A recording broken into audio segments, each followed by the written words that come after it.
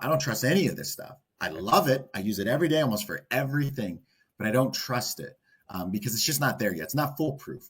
Just like any other tools that we use, right? There's nothing different. So I'm not afraid of AI. I'm just skeptical, right? With any other tool that I use.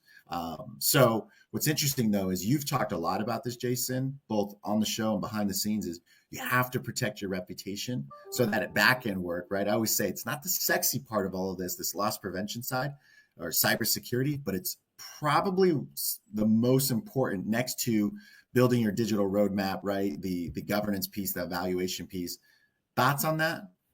No, I think this is something that we just got to continue to talk about, get out of the darkness, and be able to, share with people. If you cannot continue to, short-term savings is always going to lead to potential catastrophic long-term risks. So Right. you've got to be able to do that. You can't just buy cheap blocks for your office building and hoping that you're going to call that secure. You've Right. really got to be able to put in your due diligence, make sure that you're starting with your governance, and start looking through our AIAMF framework. These are tangible steps that you should be taking as you're thinking about and designing your AI solutions for your company. So, make sure that you're doing governance, that you are providing the transparency and understanding what is expected, always auditing and regularly testing out your systems. It's not just Right. as soon as you release it, all right, it worked.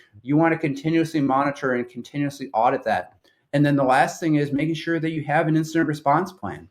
Being able to, what is your plan when things go wrong? Because things traditionally go wrong at least once. So having a clear playbook of what you need to do for an incident, what is your communications plan? How are you going to effectively mitigate the risks that are identified when you have an incident? So I think those are four key things that you should do based on all of the best practices we've put in the AIAMF. But there's many more that we can go into.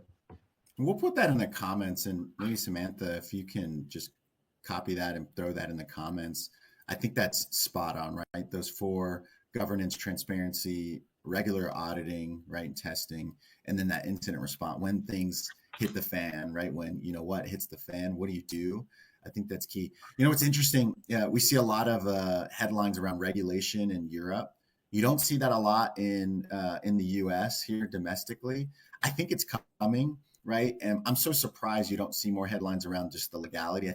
I forget who it was, and not to cast any bad anything over any company, but it was just a headline. I think it was CVS or maybe it was Rite Aid that was using AI powered cameras, and they just got it wrong, right? And it was a big lawsuit.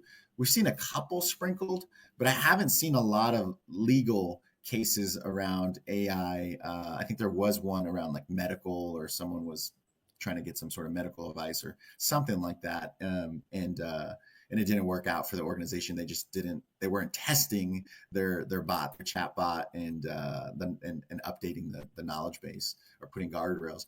So it's so interesting. I'm while I'm not a fan of regulation, I think there needs to be guardrails here to protect not only your own entity, but to protect the customer, the member, whoever it is. Absolutely. And, there's that balance between innovation and regulation. And I think Right, there needs to be, we're kind of a little bit off kilter right now. I think we need to come to more of a balance.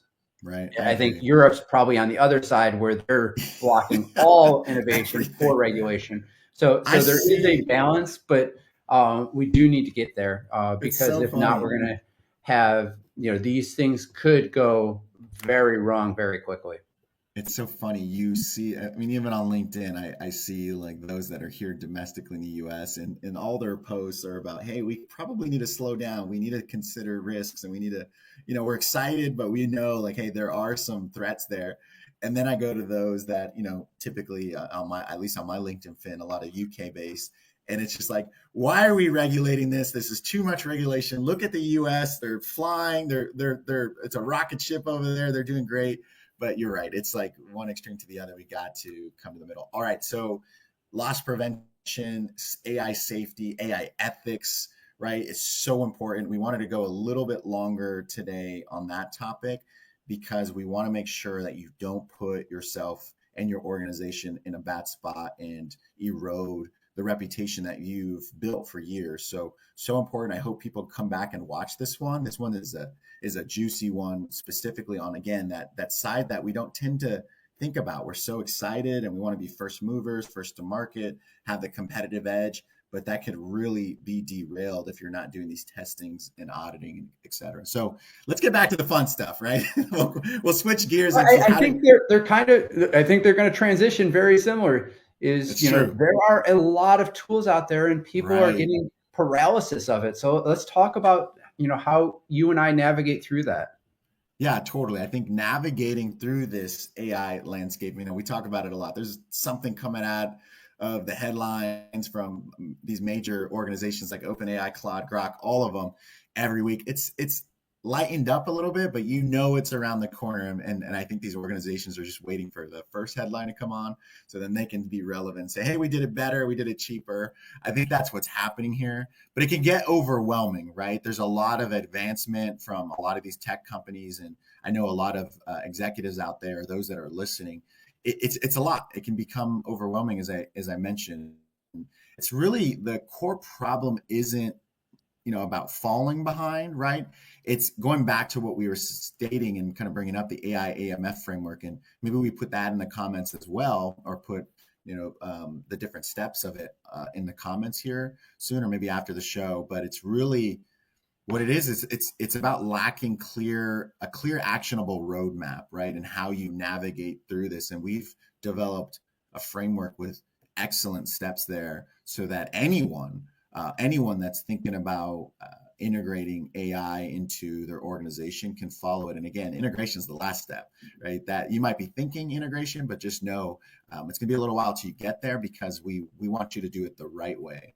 So the first challenge, though, that I hear quite a bit is this, man, there's so many tools out there. I have no idea what to use. And then you just stall, you're paralyzed, right? And I know a lot of people in the audience have felt that way, or you're currently feeling that way, right? There's too much noise in this AI space. There's like 100 different tools out there, right? You have one nail and you have 50 tools, 100 tools, and you're like, which one do I use to hammer this in? So which one do I actually need? So, you know, there's benchmark scores, like we were just talking about, you know, the safety piece of it, or the error piece, or the threat piece of it.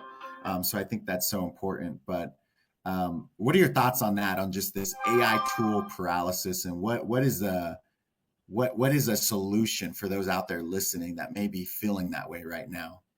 So I'll tell you, you're not alone.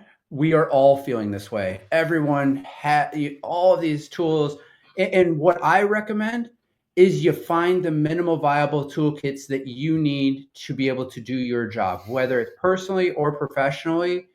Pick a tool that works, understand that tool, and use it. There are other tools that you may want to use. This morning, I traditionally don't use Gemini at all, but I know Gemini is very good at translating YouTube videos. So when I need to translate a YouTube video, I'll go to Gemini, I'll drop it in, it'll give me all the translations, give me all the key points, and I can do that. But traditionally, I use either Claude for my coding, or I use Abacus AI for my normal day-to-day, helping write papers, helping write emails, understanding topics, research, deep research. I use that.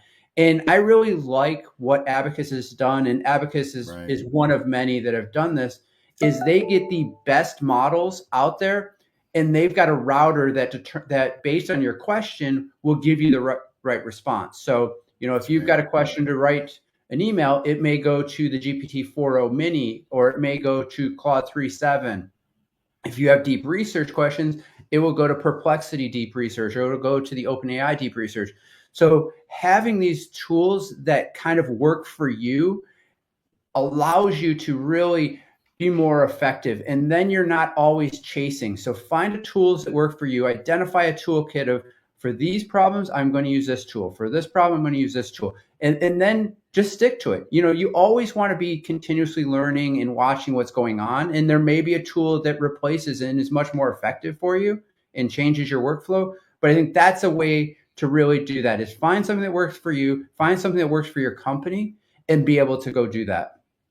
And I just threw it in the comments there. I think people don't realize, I think some people are like, well, Jason, what? There's multiple tools and they do different things and they're used for different things. Yes.